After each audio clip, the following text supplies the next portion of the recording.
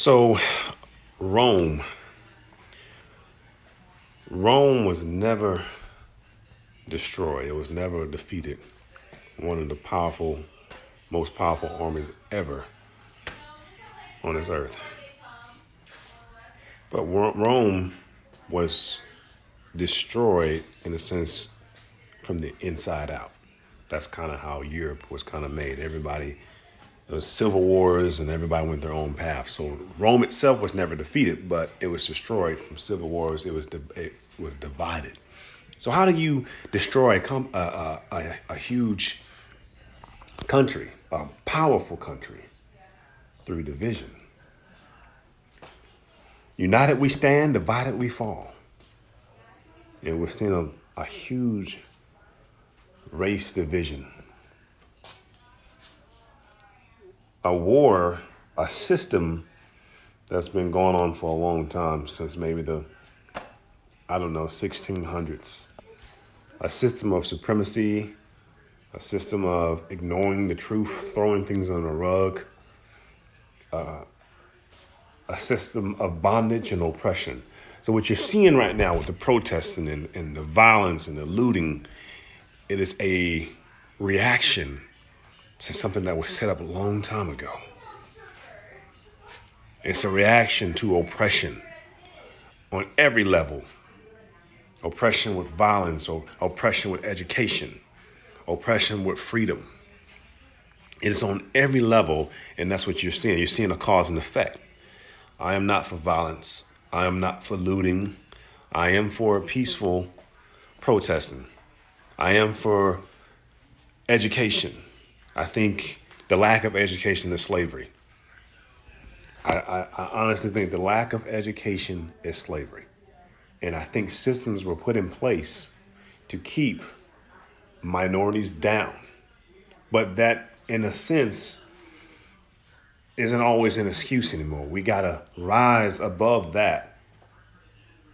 Rise above what somebody directly and indirectly oppressed us with.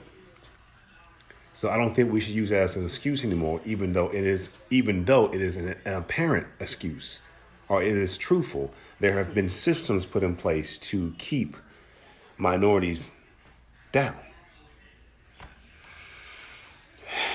But the fastest way to make this country weaker is to stay divided. People, I think this is a cry for unity, for us to come together. I see these riots. There's a lot of white people, a lot of black people, a lot of different race people, mixed people, Asian people. I see them. It's not just African Americans out there in the riots and the protesting. I like that. Remember the divided, united we stand, divided we fall.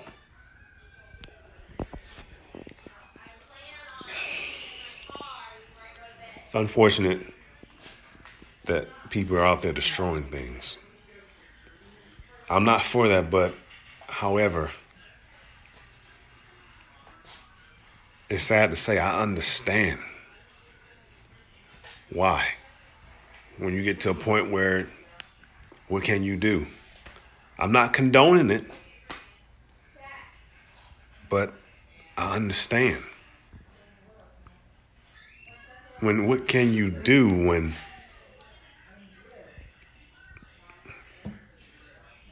you own nothing?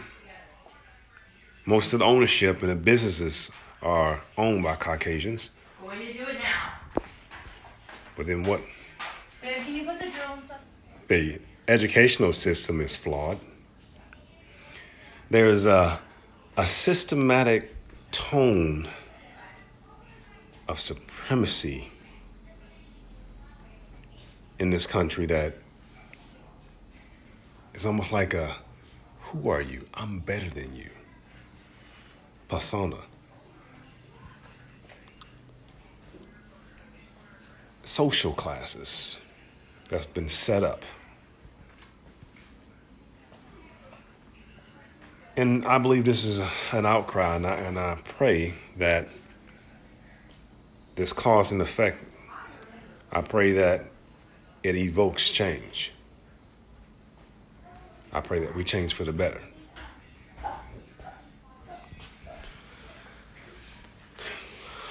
So I'm pleading for unity, for us all to come together, for us all to fight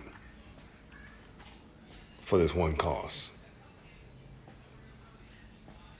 That like how Martin Luther King put it, that you're not judged by the color of your skin, but by the content of your character. And no, I'm not ignorant to black on black crime. There's some things that us African Americans, we need to do stuff about in Chicago and different and other cities. We need to do things about them. We need to help our fellow brothers out. And I haven't been doing that. I'm gonna start doing it. My brothers need to see role models, strong male role models. They need to be handed books, tell them what they can do, the possibilities of life. They need to be more open-minded. The gangs and all that's not the answer. So I'm not ignorant to it. We need help. We need to help our kids out. But as a whole, we need to become united. I think a lot of us black people, we want, Will Smith put it the best. Racism is not getting worse. Guys, because Donald Trump's in office, it doesn't mean racism is getting worse. It's not. It's just getting filmed. Our smart devices, these phones, have given us access to just people's lives like we never thought possible, right? So you see it now. You see how it was subtle, but at the same time, obscure. Well, let me not say obscure. It was subtle, but at the same time, broad. And I'm glad we're seeing it all. So now we can do something about it. So this is a plea for unity for my black brothers, white brothers, black sisters, white sisters, and everybody else, Asian and Indian, everybody, for us to come together and make this country stronger. Let's look at our poor neighborhoods, cities that need help. Let's give them the books that they need so they can thrive in life.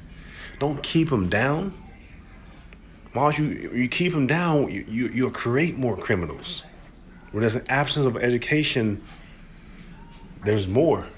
When there's an absence of education, there's more criminal activities. There's more prisons. So let's not keep the weakest link down anymore. This is a plea for unity. Mark Franks, you guys stay blessed.